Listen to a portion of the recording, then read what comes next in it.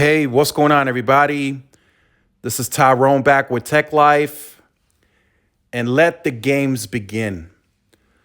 So, several analysts now all come to an agreement that AT&T spent the most money in auction 110 to get a nationwide chunk of that spectrum, which most are anticipating, and this is still speculative, so keep that in mind. This is not official. Most are anticipating that AT&T got the 40 megahertz nationwide at at a spend of 9 billion. Now, if you've been following my channel, I've been saying that that would be the case. You guys have been saying that in the comment section. It was just too obvious. AT&T needed more spectrum to kind of close the gap with the competition.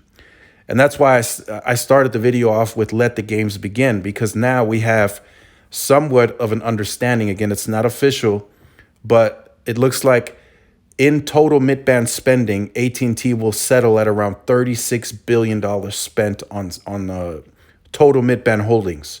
That includes the $27 billion spent on C-band and then the speculated $9 billion from the analysts, which will total at around $36 billion. Now, we don't have the official number. We should get that around December timeframe. I don't see that the assignment period taking any longer than that. Would be highly surprised if it runs into January. Now, you may say, well, Verizon is closer to 60 billion spent on midband. They spent around 52 billion on C-band, then another 1.9 billion on CBRS, and then whatever else they may have spent in auction 110. Analysts are predicting Verizon spent around 5 billion, which would take them closer to 60 billion. So there's still quite a large discrepancy there in terms of competitiveness, because Verizon is very close to spending double on midband versus AT&T. So to kind of put that in perspective, just really quickly, so the competition pressure is there. T-Mobile spent what they spent on C-band. They got what they got on the Sprint merger, which they spent around $26 billion on. So they have sufficient mid-band holdings, and their first venture into 5G is home internet, fixed wireless. And they say they have 14 times capacity, so they can handle that fixed wireless user. And same for Verizon. They want to go big after fixed wireless, so of course they are more hungry for spectrum. At the 36 billion spent for AT&T, they may not necessarily have as much spectrum or apples to apples, as the saying goes, but they are not running a large fixed wireless network in the urban cores. So there's not going to be as much usage on their macro sites versus Verizon and T-Mobile's.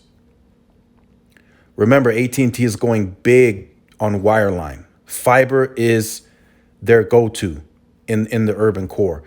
There are some exceptions that are starting to be known publicly that AT&T will make, where they are going with a fixed wireless. But in the top 100 markets, I don't see them doing any fixed wireless in those markets. I see them, from what I've seen on the preliminary map, I see them doing fixed wireless more in the suburban, where they have a DSL footprint and they don't really want to pay to cross over to fiber.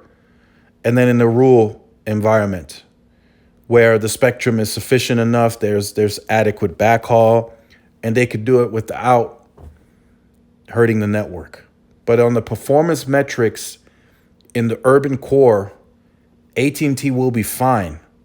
In some cases, they may even be better. You got to keep in mind, each year as traffic grows for wireless, so does the traffic grow for fixed wireless. Eventually, 4K will be more mainstream. Eventually, there will be some content that's being streamed in 8K. 8K, you need 100 megabits a second, and you can look it up if you like. You need 100 megabits a second continuous to stream 8K. 4K, it's about 30. So fixed wireless is going to hit the networks quite hard. It's going to bog down the throughput. 100% is. That user, fixed wireless, that user is always going to constantly use more throughput versus wireless. That's why T-Mobile and Verizon are allowing fixed wireless now on the network, because they have the capacity to do so. But that's not saying that now we're always going to see the peak speeds, because people stream at 9 o'clock, 10 o'clock, 11 o'clock at night. That those connections are going to be, they're going to be quite bogged down. AT&T is not going to have that issue within the urban cores. They're running fiber in most of the bigger cities. So where Verizon, just for example, can do 160 megahertz once the B block clears in 2023, and AT&T can only do, let's say, 120 megahertz with that additional 40 megahertz that they may have bought. So yes, there's still a difference. And then, of course, Verizon can take it to 200 megahertz because of that additional 40 megahertz of CBRS in some markets. But AT&T is not going to have that strain, that constant strain on the network of a fixed wireless user. Some fixed wireless users leave their live TV running all day long. They got games going. I mean, there's going to be a constant strain on the network. And AT&T at the urban core is not going to have to deal with that. And they're going to densify. And they're going to spend, on top of the $36 billion potentially spent on the spectrum, they're going to spend $24 billion annually after the media spinoff for the cost to carry. Neville, from a competition standpoint and him applying pressure on the leadership, he says the competition has a lot of cost to carry. What he never mentions is the competition is spending on the cost they have to carry. I'll make a prediction. T-Mobile right now is at 308 million covered with extended range. That's their 5G. So they keep saying most 5G coverage on highways and interstates, and AT&T will match that footprint in 2022. By the end of 2022, with DSS low band, AT&T will have over 300 million covered. I guarantee it. They'll match that. Because why? Because they're carrying the cost. They're going back to upgrading those radios that Neville was speaking of at the Analyst Day. They already crossed the 250 million threshold covered. And yeah, the performance is, extended range. Are we really seeing crazy next generation performance on that low band? Yeah, there are instances where you can hit 200-300 megabits on N71, but that's the exception, not the rule. In most cases, I've seen 30, 50, 60, maybe 100 megabits a second. AT&T can do that on N5, especially since it's still NSA. AT&T can also match that performance, and they still have a bigger network. So T-Mobile may have the leadership, but AT&T and Verizon are spending what they need to spend to catch up and exceed. Let's just put it that way. $24 billion spent by AT&T next year is doubling T-Mobile's capex at its peak. $12 billion is T-Mobile's peak for now, what we know. And then it goes to 9 to 10 billion, and that's when AT&T will continue spending $24 billion because they got to densify, and then they're spending more than double than T-Mobile.